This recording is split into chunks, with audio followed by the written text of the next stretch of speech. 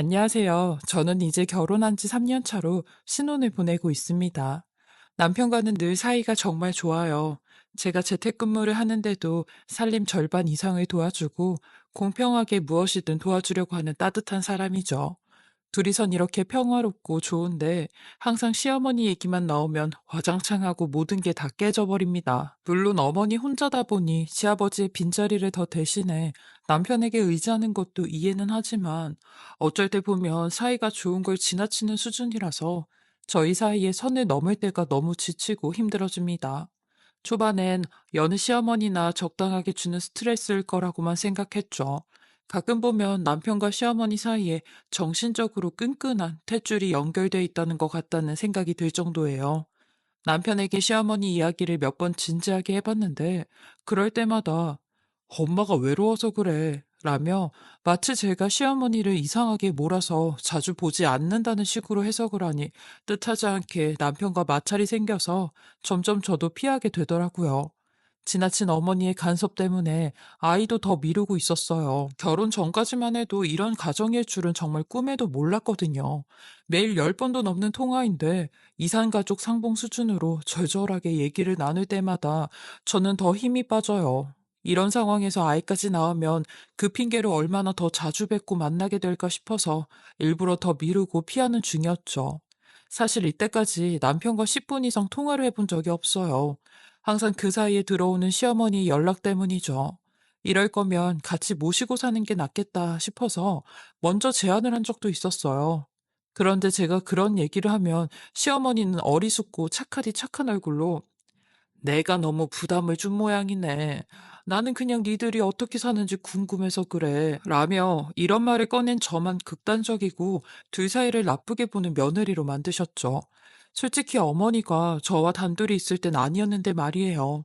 시어머니는 자주 제게 넌 내 아들 가져갔잖아 하는 표현을 써서 섬뜩하게 만들곤 했어요. 심지어 시누이도 있는데 저희 남편에게 더 목을 매달리셨죠. 대체적으로는 엄마하고 딸 사이가 더 친하고 좋은데 이상하게 시댁은 시누이와 어머니는 마치 회사 상사와 사원처럼 딱딱했어요. 시어머니가 시누에게 반찬을 보내줘도 감사합니다 하고 90도로 꾸벅 인사를 했으니까요. 그에 반해 남편은 엉덩이부터 토닥토닥 하면서 온 몸을 쓸어주었죠. 결혼하고 남편이 손톱 발톱을 깎아달라 말해서 당황했던 적이 있었는데 그런 게 모두 다 시어머니 영향이더라고요.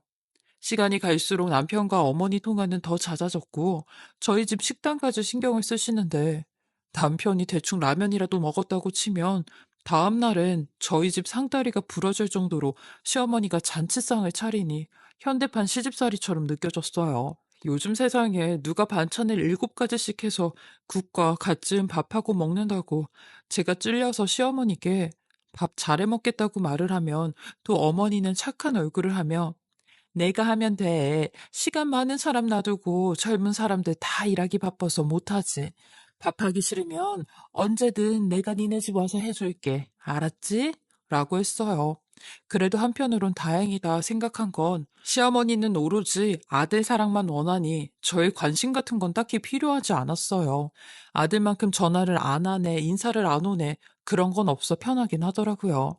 정서운해 하시거나 아들이 보고 싶으면 제가 남편에게 시댁 가서 자고 오라고 했고, 그때마다 어머니하고 하룻밤 보내고 출근하는 그런 방식으로 살아가는 중이었죠. 근데 어느 날 퇴근 후 여느 때처럼 남편은 잠옷을 챙겨 씻으러 들어간다고 욕실로 가더니 무언가 생각이 난다는 듯 급하게 나와서 지퍼백 한 장을 들고 가더라고요.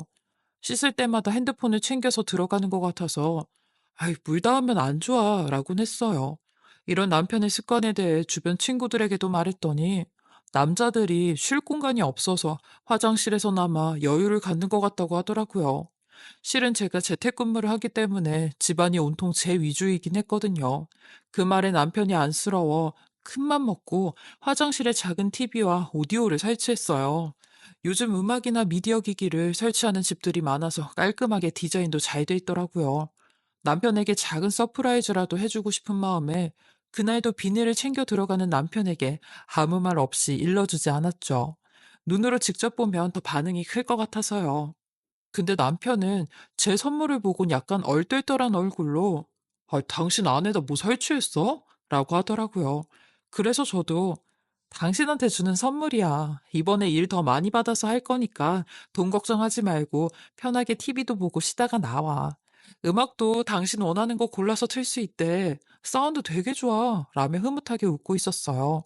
근데 남편이 정색을 하더니 아니, 왜 쓸데없이 이런 데 돈을 써? 괜히 이거 얼마나 듣는다고? 라는 겁니다. 평소 남편 성격 같으면 자신을 위해서 누가 뭘 준비했다고 하는 걸 굉장히 고맙게 생각하는 사람인데, 저도 실망스러운 답변에 약간 마음이 상했어요. 어차피 설치는 다 끝난 거고, 잘 쓰겠다고 해주면 준비한 사람도 더 좋은데 말이죠. 그리고 그날 이후로도 남편은 끝없이 비닐에 핸드폰을 넣어서 들어갔어요. 남편이 따로 보는 채널이 있나 싶어서 샤워 중간에 몰래 화장실 앞에 귀를 대봤는데 남편의 목소리가 들리는 겁니다. 됐어? 잘 들리지? 라는데 처음엔 TV 소리라고 생각했었는데 그게 아닌 누구와 대화를 나누는 소리였어요. 조잘조잘 떠드는 남편 말을 들으니 이상한 생각이 들었고 혹시 남편이 바람이 났나 싶은 생각에 잘 들리지라는 그 말이 너무 찝찝했죠. 누가 봐도 남편에게 여자가 생긴 것 같았어요. 그 후로 저는 계속 남편의 말이 신경 쓰여 핸드폰도 회사도 모르게 찾아가기 시작했는데 끝났으면 끝났다, 집으로 가면 간다. 남편의 연락은 정말 정확했어요. 게다가 또 쉴 새 없이 어머니 전화까지 쏟아지니 제가 봐도 남편이 바람날 틈은 없겠다 싶었지요. 그런데도 그날 대화한 사람은 누구였을까? 라는 궁금증은 계속 남았지만 남편과 관계가 요즘 들어 더 좋아져서 그런 의심도 곧 사라져 버렸죠. 회식 마치고 돌아온 남편은 그날도 기분이 좋았는지 자연스럽게 밤을 보내게 되었고 좋은 시간을 보내고 난 뒤 저는 샤워를 하려고 일어났어요. 근데 남편 전화기에서 시간 가는 게 보이는 겁니다. 저는 그걸 보고 "아, 여보, 핸드폰에 타이머 켜놨어? 라고 했죠. 그러니 남편은 아, 응. 실은 요즘 내가 얼마나 하는지 궁금해서 재본 거야. 나도 좀 신경이 쓰여서. 회사에서 요즘 전립선 문제로 고생하는 선배들 이야기 들으니까 나도 걱정이 되더라고. 괜히 나중에 아이 갖고 싶어질 때 문제 생기면 안 되잖아? 라며 부끄럽게 털어놓는 남편 얼굴을 보니 화장실에 핸드폰 들고 간 것부터 너무 지나치게 제가 예민하게 굴고 의심했나 싶어 미안해졌어요. 혼자 마음 졸이면서 걱정했을 남편이 그려져 나이가 더 들어 불안해지기 전에 아이를 가져보자고 말했어요. 항상 아이를 갖고 싶어 한 남편이었고, 되려 제가 시어머니 간섭이나 여러 문제들로 미루고 있었던 터였거든요. 그러니 남편은 제 말에 펄쩍 뛰며 정말 좋아했어요. 그리고 요즘 들어 더 자연스럽게 남편과 밤을 보내니 이쯤이면 임신도 금방 되지 않을까 싶었죠. 대신에 시어머니에 대한 간섭이나 문제가 커지면 남편이 나서주겠다는 약속도 받아냈어요.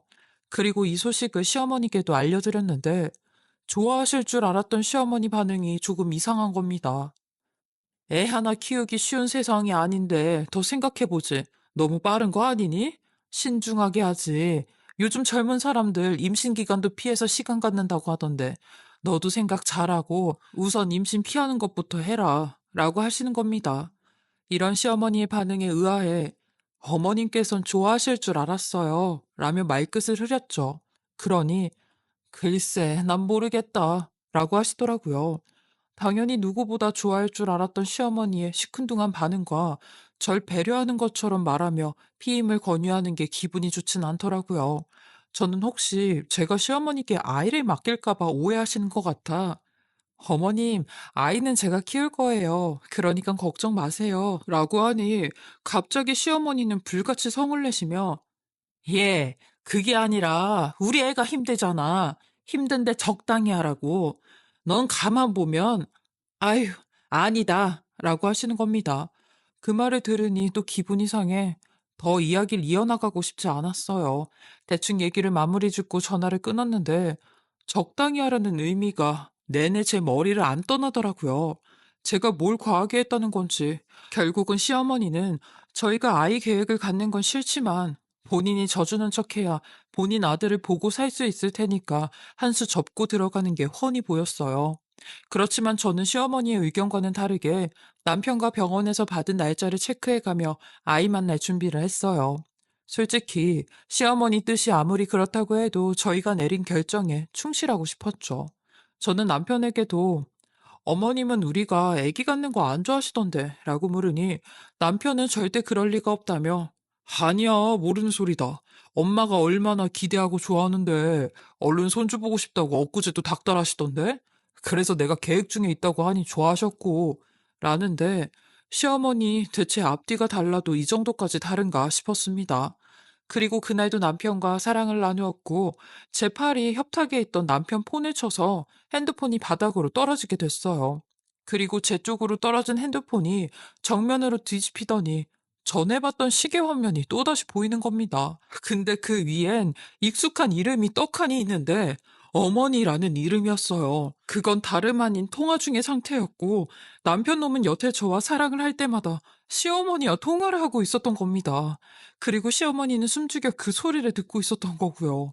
전 너무 놀라서 말없이 그 전화를 들어 어머님, 지금 뭐 하고 계세요? 라고 소리를 쳤어요. 그러니 시어머니는 곧바로 종료 버튼을 누르셨고, 전 남편에게도 핸드폰을 집어던지며, 당신 여태 시어머니랑 통화하고 있었어? 당신 진짜 미쳤어? 라며 난리를 쳤죠. 그러니 남편도 당황을 감추지 못했고, 우물쭈물대며 말하기 시작하는데, 남편의 그 모습에 이 일이 한두 번이 아니었던 걸 알아챌 수 있었죠. 저는 다시 통화 목록을 살펴봤고, 여태까지 남편과 밤을 보낸 날들을 대조해보니 그 시간이 포함이 되어 있었어요. 저는 울그락불그락한 얼굴로 당신 대체 뭐야? 어머니랑 뭐 하는 거냐고. 이게 뭔 상황인데? 라고 하니 아니 자기야, 별다른 건 없고 엄마가 그냥 너무 궁금해해서 엄마도 내가 애기 못 가질까 봐 걱정했거든. 근데 이렇게 몇 번 들어보면 다 안다고 해서 그리고 다른 여자도 아니고 엄만데 어때? 우리 엄마 나 장가 보내기 전에도 가끔씩 건강하냐고 물어보곤 했었어. 라며 억울하다고 내가 바람을 폈냐, 딴 여자랑 통화를 하냐라고 얘기하는데 그 말에 말문이 턱 막혔어요. 그럼 설마 그때 화장실에서도 어머님하고 통화하고 있었냐고 하니 그 질문엔 아무 말도 못 하더라고요. 대체 다 큰 아들한테 뭘 하는 건지 가늠이 안 됐어요. 그리고 이때부터 느꼈죠. 비정상적인 두 모자 관계에 내가 잘못 끼어들었다고요. 저는 남편 핸드폰을 빼서 다시 시어머니한테 전화를 걸었어요. 그러니 시어머니는 아들, 괜찮아? 들켰어? 엄마 그냥 잠들었다고 해. 엄마 잠들어 버려서 다 못 들었다고 대충대충 둘러대. 라는데 그 말 끝에 어머님 저예요. 둘러댈 필요 없이 어머님 아들한테 전부 다 들었어요. 아니 어머님, 지금 어머님 아들 결혼했잖아요. 그럼 이제 적당히 선도 지키고 놓아주셔야죠. 계속 품 안의 자식이에요? 아무리 품 안의 자식이라고 해도 이건 아니죠. 대체 그게 왜 궁금하신데요? 라고 하니 그제서야 시어머니는 폭발하듯 그래, 너 말 잘했다. 품 안의 자식이고 뭐고 걔는 내 아들이야. 엄마인 내가 내 아들 모든 걸 알고 싶다는데 너 왜 그러니? 가뜩이나 너한테 내 아들 뺏기고 사는데. 그리고 솔직히 너 임신하지 마. 우리 아들이 너 닮은 애 낳는 거 안 돼. 네 피는 싫다고. 결혼도 간신히 시켰는데 임신까지 하려고 해? 너 우리 아들 몸에도 닿지 마, 이 더러운 년아. 라는 겁니다. 이런 말도 안 되는 시어머니와 남편의 말에 대꾸를 할 필요가 없다 생각이 들었어요. 저 두 모자가 그렇게 서로 좋아 죽겠다는데 제가 같이 살아줄 이유가 없단 생각이 들었어요. 그날로 전 친정으로 도망치다시피 나왔고 이혼 결심했습니다. 그 집안에 같이 있는 것도 무섭더군요. 시어머니 나중엔 CCTV라도 달아 매 순간을 궁금해할 것 같았어요. 근데 문제는 그런 시간 속에서 아이가 생겨버린 겁니다. 그리고 남편에게 전화를 걸어 알렸죠. 이 소식을 남편에게 알리는 것보다 아들에게 미친 시어머니가 알게 될 게 더 무서웠어요. 임신이란 축하받을 일을 무서워해야 된다는 게 얼마나 힘든지 시어머니만 아니었다면 모두가 행복해질 수 있는 일이라 더 괴롭더라고요. 남편과 저는 제 임신 소식에 서로 아무 말도 안 하고 전화기만 붙잡고 있었어요.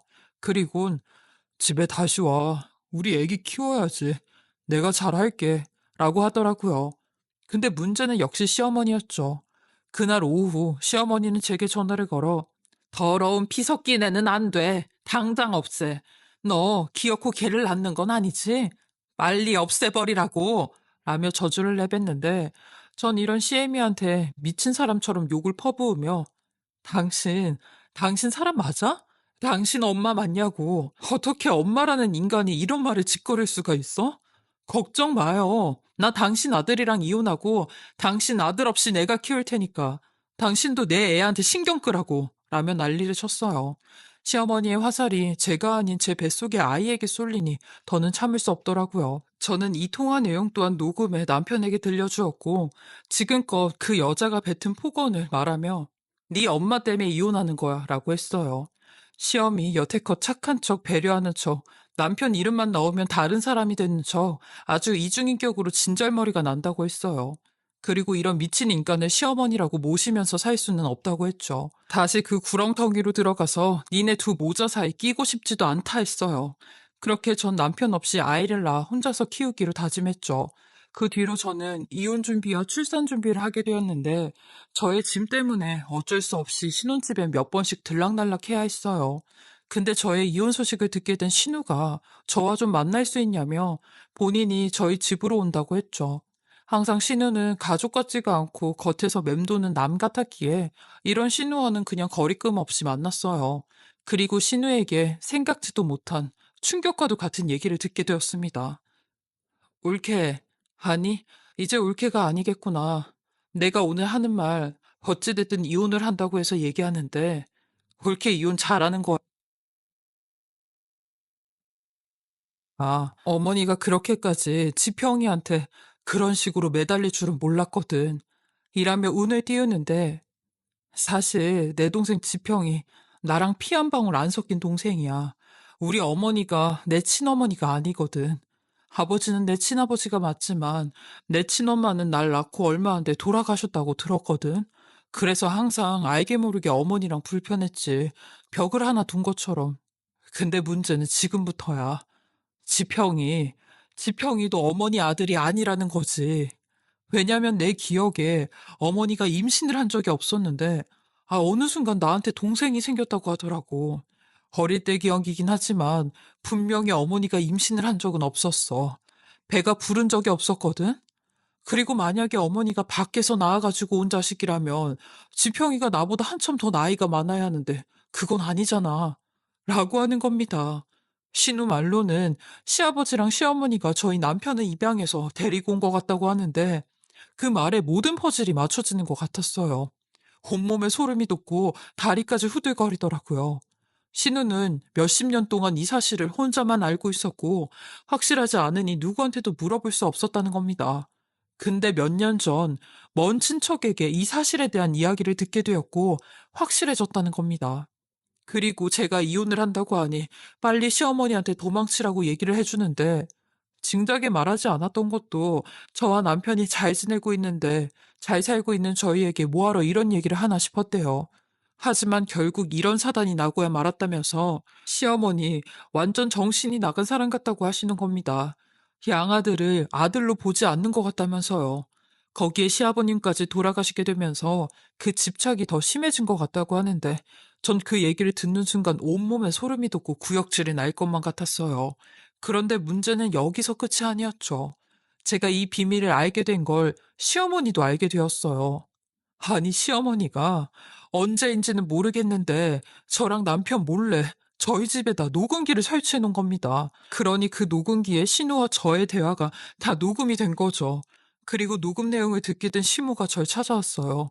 시모는 절 보자마자 제 다리를 붙잡고 울며 예, 너 어차피 우리 아들하고 이혼할 거니까 이 비밀은 무덤까지 가져가 주면 안 되겠냐? 이 사실 우리 아들이 알게 되면 나는 끝장이야.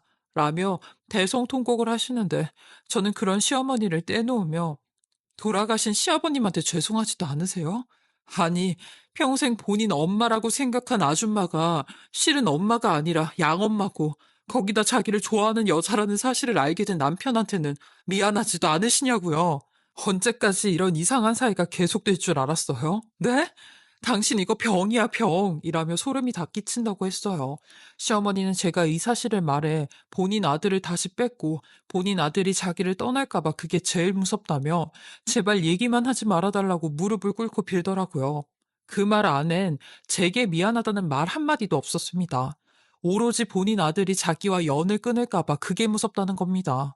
저는 그런 시어머니한테 제가 지평 씨한테 이런 어마어마한 사실을 말하지 않는다고 해도 언젠간 다 알게 되어 있어요.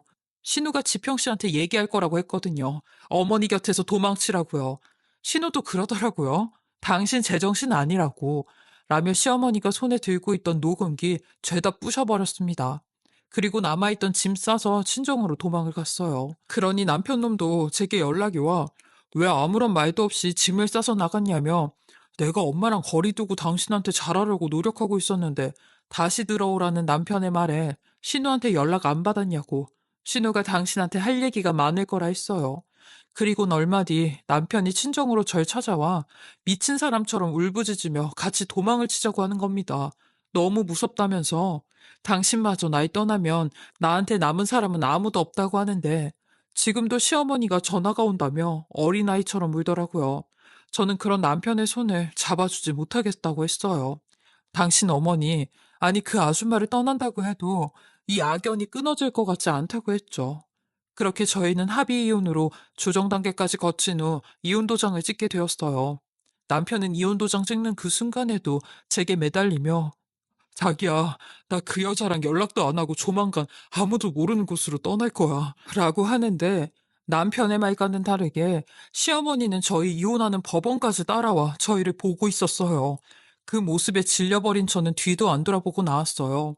남편도 자기 엄마를 보자마자 하얗게 질려 도망을 치더라고요. 지금 다시 생각해봐도 전 정말 끔찍한 결혼 생활을 하고 있었어요. 그 두 사람 사이에서 하마터면 제 인생이 나락으로 떨어질 뻔한 거죠. 지금은 비록 혼자지만 혼자라는 사실보다 엄마라는 사실에 제 딸을 보며 그 누구보다 건강하고 씩씩하게 살아가려고 해요. 우리 딸에게 아빠라는 빈자리가 느껴지지 않게 최선을 다할 거고요. 저의 기가 막힌 이야기 들어주셔서 감사하고요. 정말 제 이야기가 보통의 사람들에겐 일어날 수 없는 일이기에 이렇게 사연을 남겨봅니다. 항상 건강하시고 행복하시길 바랍니다. 감기 조심하세요.